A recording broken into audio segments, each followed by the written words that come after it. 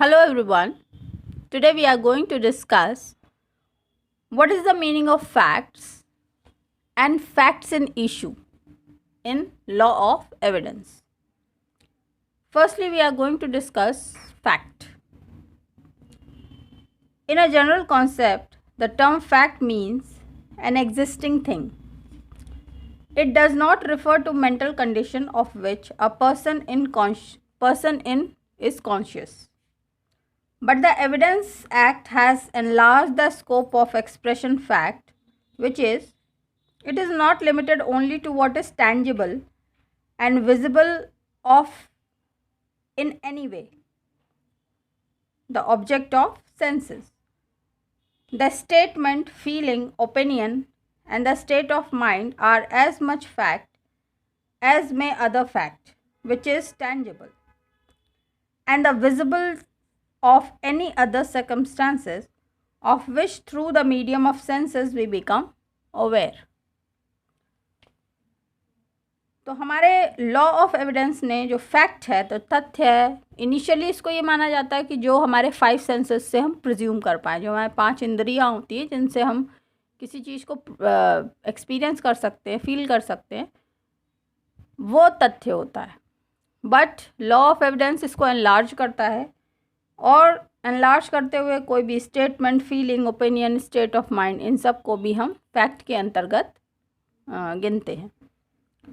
According to section 3 of Indian evidence act, fact means और includes firstly anything, state of things और relation of things capable of being perceived by senses. तो section 3 Indian evidence act का ये कहता है कि कोई चीज़, पहली बात कोई चीज़, दूसरा स्टेट ऑफ थिंग, किसी भी तरह की चीज़ों की अवस्था, तीसरी बात रिलेशन ऑफ थिंग्स, इन चीज़ों का रिलेशन जो कि हम 5 सेंसेस से परसीव कर पाएँ, इन सभी को एविडेंस के अंतर्गत रखा गया है. Secondly any mental condition of which any person is conscious, कोई भी मेंटल कंडीशन टाइप जिसके प्रति व्यक्ति कॉन्शियस है, उसको भी हम एविडेंस के अंदर रखते हैं. इलस्ट्रेशंस को देखेंगे अगर, so that there are certain objects arrange in certain order in a certain place is a fact. तो कोई भी ऑब्जेक्ट्स किसी जगह पर किसी तरीके से अगर अरेंज किए गए हैं तो वो फैक्ट है. Secondly that a man heard और saw something is a fact, किसी भी व्यक्ति ने कोई चीज़ देखी है, सुनी है, वो तथ्य है. तीसरी बात, that a man said certain words is a fact, किसी भी व्यक्ति ने अगर कुछ शब्द, स्पेसिफिक वर्ड्स कहे हैं तो वो फैक्ट होता है. Fourth, that a man holds a certain opinion, has a certain intention, acts in good faith or fraudulently, or uses a particular word in particular sense, or was at a specific time conscious of particular sensation is a fact. तो कोई भी व्यक्ति जो कि एक तरह की opinion को होल्ड करता है, राय अपनी रखता है, एक तरह का उसको इंटेंशन होता है, एक्ट्स इन गुड फेथ, और मान लीजिए अच्छाई के लिए वो काम कर रहा है या फ्रॉडलेंटली काम कर रहा है, और उन्होंने कुछ पर्टिकुलर वर्ड्स यूज़ करे हैं, इन पर्टिकुलर सेंस उन वर्ड्स को यूज़ किया है, और किसी स्पेसिफिक टाइम पे वो कॉन्शियस था किसी एक तरह के सेंसेशन के प्रति. So these are all facts. For next in number, the 5th number I guess, that a man has certain reputation is a fact. किसी व्यक्ति का कोई नेम है, फेम है, रेपुटेशन है, ये तथ्य है.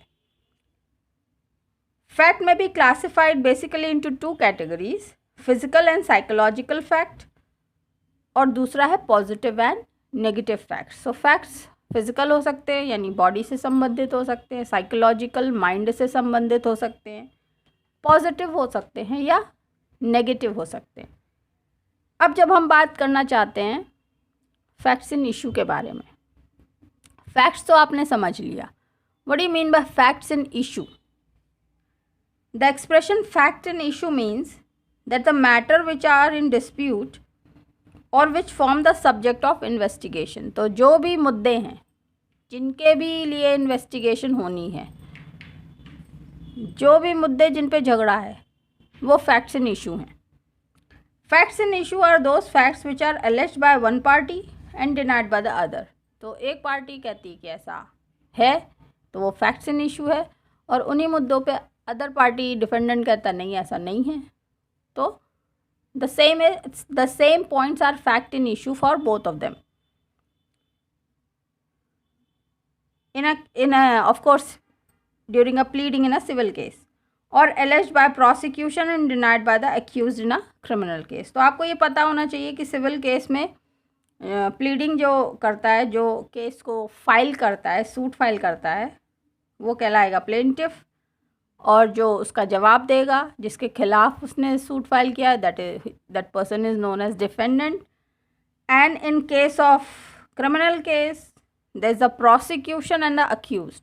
या अक्यूज्ड वो जिसके खिलाफ वो क्राइम कन्विक्शन डाला गया है, और प्रोसिक्यूशन जो उसको कर रहा है. Facts in issue are those. Section 3 of Indian evidence act says facts in issue means and includes any fact from which, either by itself or in connection with other facts, the existence, non-existence, nature or extent of any right, liability, disability asserted or denied in any suit or proceeding necessarily follows. So according to section 3 Indian Evidence Act states that facts in issue के अंतर्गत क्या क्या आता है? The facts which are in existence, even the facts which are not existence but matter, nature or extent of any right, liability या disability, asserted or denied in any suit. Now to just a little bit of more further explanation. Under provisions of the law for time being in force relating to civil procedure, any court records an issue of fact. The fact to be asserted or denied in the answer to such issue is facts in issue. तो जब भी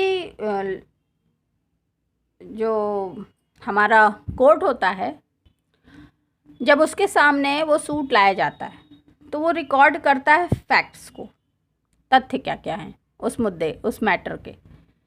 लेकिन अब इसमें जब आगे कार्रवाई बढ़ती है तो जो फैक्ट होते हैं वो या तो असर्ट किए जाते हैं या डिनाई किए जाते हैं. तो जब उसका असर्शन या डिनायल होता है उन फैक्ट्स का, तब वो फैक्ट बन जाते हैं फैक्ट्स इन इशू. तो प्रथम दृष्टया तो फैक्ट होता है, और जैसे ही उन फैक्ट का असर्शन या डिनायल शुरू होता है during the trial, it becomes facts in issue. Illustration, एक एग्जांपल देखिए. A is accused of the murder of B. A के ऊपर चार्ज है कि उसने बी को मर्डर किया. In this trial the following facts may be in issue. That A caused B deaths. तो कौन कौन से फैक्ट्स इन इशू होंगे इस केस में? पहला कि ए के द्वारा बी को की डेथ हुई. दूसरी बात, ए इंटेंडेड टू कॉज बीज डेथ. ए का मंशा ऐसी थी कि वो बी की डेथ हो जाए. तीसरी बात, A has received grave and sudden provocation from B. A को सडनली उकसाया गया बी के द्वारा, और फिर उसकी डेथ हुई ए के द्वारा. That A at the time of doing the act which caused B's death was by reason of unsoundness of mind incapable of knowing its nature.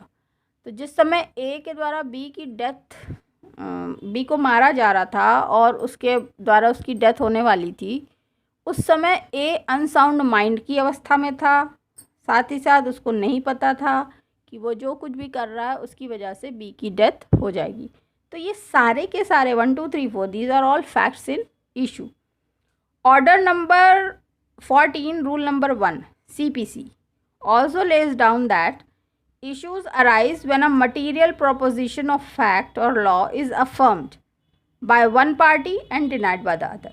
तो ऑर्डर 14 रूल 1 CPC ये कहता है कि जो इश्यूज़ हैं सामने, material proposition regarding the fact और law,